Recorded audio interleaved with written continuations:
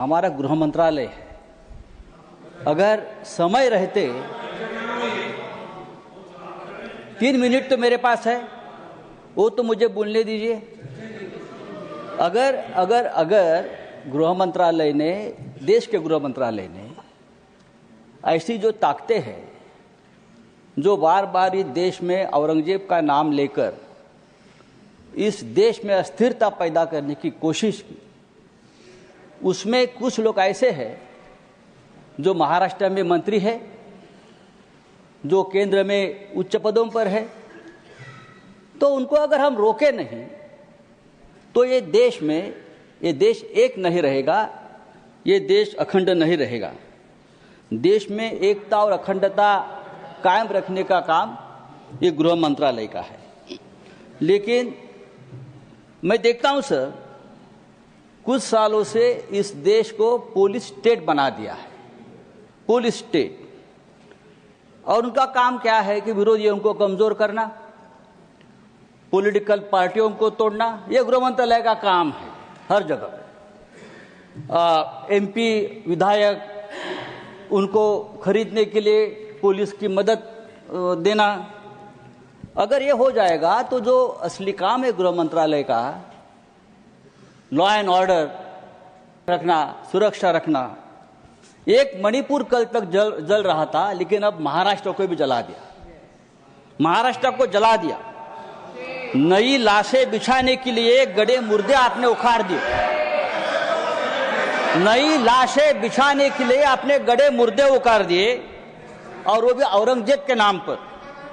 300 साल में नागपुर में कभी आपके बच्चे विदेश में काम करे, और जो गरीब बेरोजगार बच्चे हैं उनका आप दिमाग माननीय संजय राउत जी भाषण समाप्त लगा दिया है। सर मैं कहता हूं ये इस प्रकार का काम, सर मैं कहता हूं ये इस प्रकार का काम रोकने की जिम्मेदारी समाप्त हुआ। माननीय सदस्य श्री राम जी, श्री मस्तान राव यादव बीड़ा, 3 minutes. Thank you for giving me opportunity to speak on the Home Affairs, sir. On behalf of our leader, Honorable Chief Minister Sri Nara Chandrababu Naidu Garu, I would like to extend my congratulations to Sri Amit Shah ji and the entire Ministry of Home Affairs for their tireless efforts and commendable work in ensuring that our country remains robust and prepared for any calamity, be it man-made or natural, prepared for any calamity, be it man-made or natural in nature.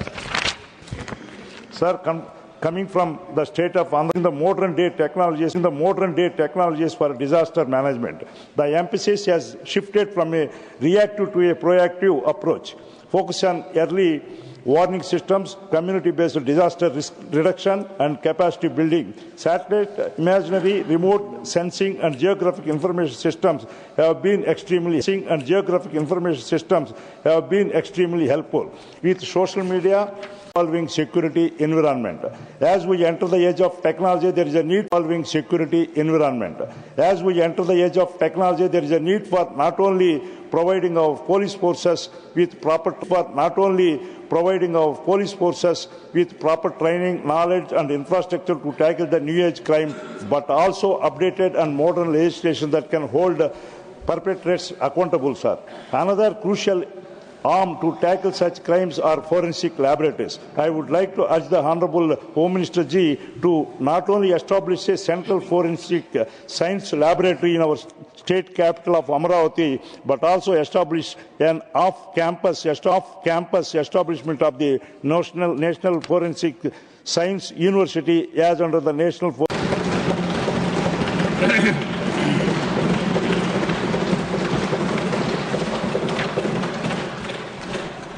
धन्यवाद सभापति महोदय।